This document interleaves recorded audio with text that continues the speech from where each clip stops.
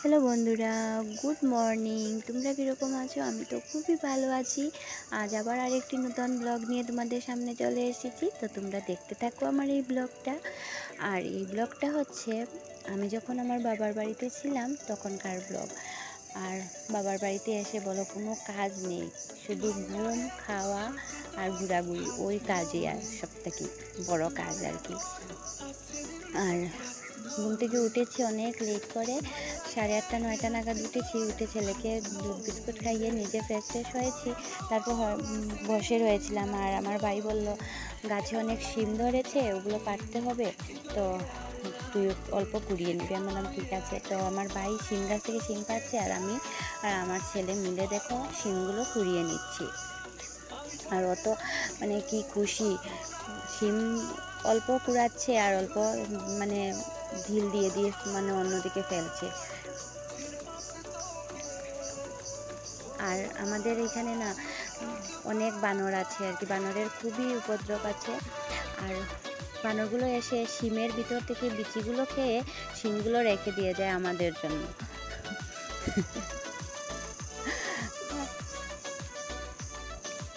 মানে শিম খায় না, বিচিগুলো খেয়ে চলে যায়।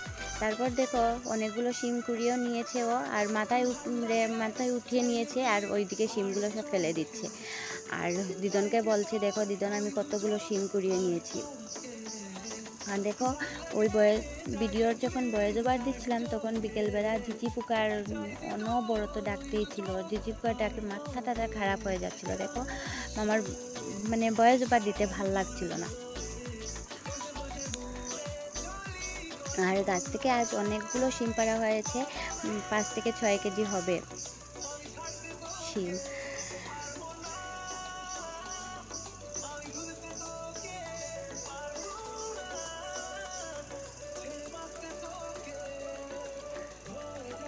ওর নাটক দেখো কি নাটক করছে। তারপর দেখো আমার ছেলে রেডি হয়ে গেছে। যখনই দেখেছে ওর মামি রেডি হয়ে গেছে, মানে ওর আর কি মামার ছেলেকে আনতে যাবে আর কি স্কুল থেকে। তো মামি রেডি হয়ে গেছে, তো বলছে মা আমাকে রেডি করে দিয়ে দাও, আমি স্কুলে যাব পমকে আনতে। তো আমি বললাম ঠিক আছে যা। তো আমি ওকে রেডি করে দিয়েছি আর ও তার মামির সাথে চলে যাচ্ছে পমকে স্কুল থেকে আনতে। তারপর ওরা তো চলে গেছে, আমি বললাম যে না আজ অল্প কাজ করিনি, তো অল্প ঘর মুছতে লেগে গেছি আর কি। কোনো কাজ টাজ তো করি না এখানে এসে, তো আজ ভাবলাম যে না ঘরটাও মুছে নেই।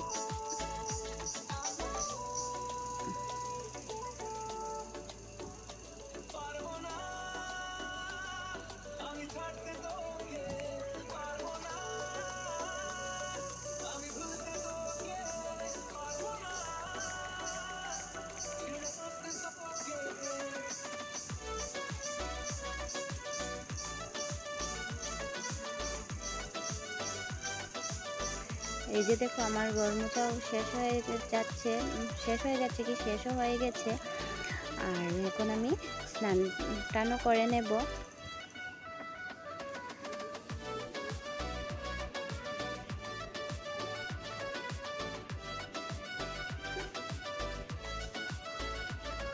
আর তারপর স্নান থেকে এসে আমার বৌদি বললো ওই দেখো আমি সবগুলো রেডি করে নিয়েছি, তুমি শুধু সাজটা দিয়ে দাও সিদ্ধ পিঠা বানানোর জন্য। আমি বললাম ঠিক আছে, মানে সিদ্ধ পিঠাগুলো সাজটুকু দিয়ে দিই। তো আমি বসে পড়েছি সিদ্ধ পিঠা বানানোর জন্য। আর সাথে আমার পিসিমণি আমাকে হেল্প করবেন। এই যে নারকেল আসানো আছে আর যে গুঁড়িগুলো মাখিয়ে রাখা হয়েছে।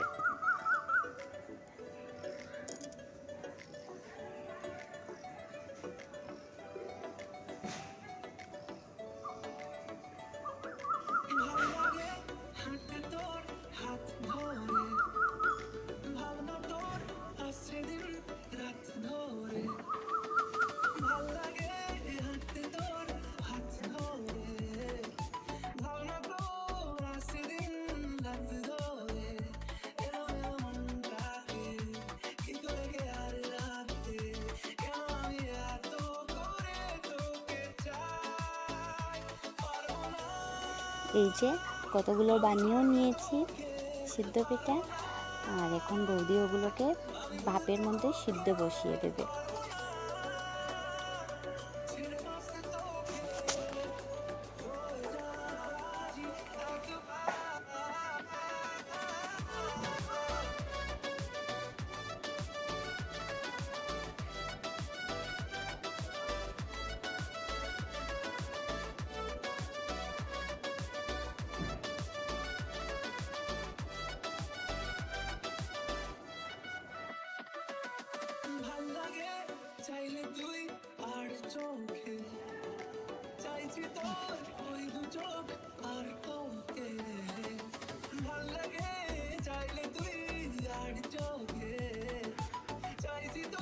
আমাদের সিদ্ধ পিঠাগুলো সিদ্ধ হয়ে গেছে, এখন খাওয়ার জন্য পুরো রেডি।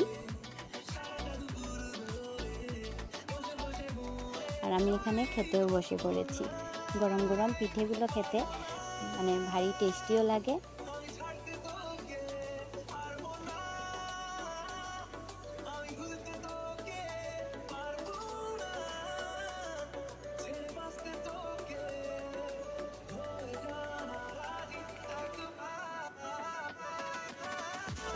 আর মানে ওগুলো খাচ্ছি আর আর খাওয়া দাওয়া শেষ হওয়ার পর মানে বিকালবেলা ভাবছিলাম যে বিকালবেলা একটু বের হব। আমাদের ওইখানে একটা আর কি রেস্টুরেন্ট আছে শুনেছি, আমি এখনো যাইনি এটার মধ্যে, তো ভাবছিলাম ওইটাতে যাব আর কি।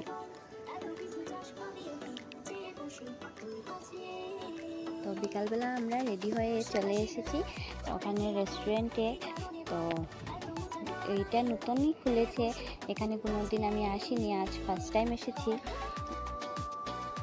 আর শুনেছি নাকি এটা খুব সুন্দর, এখানে সবাই মানে ফটো ওঠার জন্য এখানে আসে। খুব সুন্দর জায়গাটা, নতুনই খুলেছে, বেশি দিন হয়নি এখানে।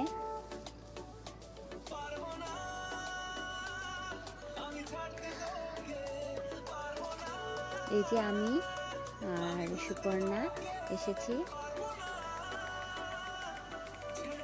সুন্দর এই জায়গাটা, মানে নতুন খুলেছে তো খুবই সুন্দর, এখানের মধ্যে ভালোই লেগেছে এখানে এসে।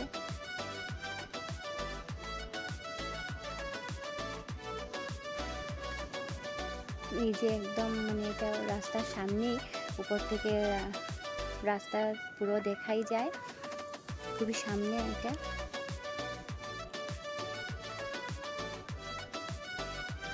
আর স্বর্ণব তো বারবার বলছে মা আমাকে এখানে ফটো ওঠাও, আমাকে এখানে ফটো ওঠাও। সুন্দর জায়গা, খুবই সুন্দর, খুব ভালো লেগেছে আমার। আর তারপর দেখো আমরা অর্ডার দিয়েছিলাম মোমো, আর দেখো আমাদেরকে এনে দিয়েছে মোমোটা।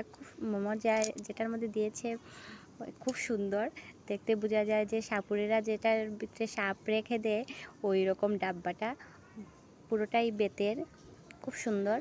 আর মোমোগুলো খেতে ভীষণ ভালো ছিল, বারবার উল্টো পাল্টো করে আমরা দেখছিলাম।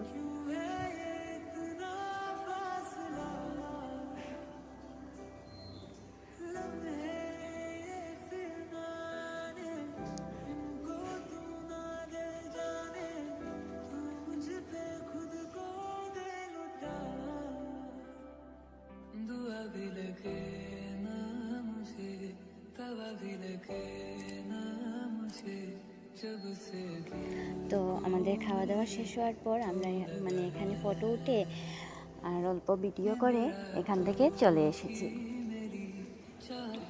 আর স্বর্ণব বারবার বলছে মা আমাকে এখানে ফটো উঠাও, ভীষণ ভালো লেগেছে আমার।